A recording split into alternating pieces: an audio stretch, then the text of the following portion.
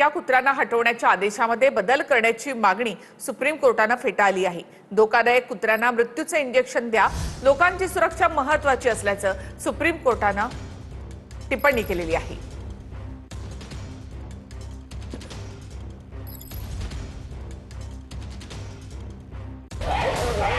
शाळा, महाविद्यालय, रुग्णालय, रेल्वे स्टेशन आणि बस स्थानकांसारख्या सार्वजनिक ठिकाणांहून भटक्या कुत्र्यांना हटवण्याच्या आदेशात आता बदल करण्याची मागणी सुप्रीम कोर्टाने फेटाळली आहे। डॉग लव्हर्सच्या याचिका सुप्रीम कोर्टाने फेटाळल्या आहेत। धोकादायक आणि आजारी कुत्र्यांना इंजेक्शन देऊन मारलं जाऊ शकतं।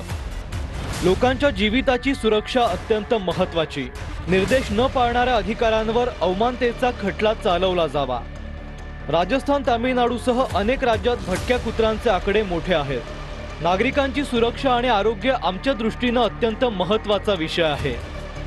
इंदिरा गांधी आंतरराष्ट्रीय विमानतळावर 31 नागरिकांना कुत्रा चावण्याच्या घटना घडल्या आहेत।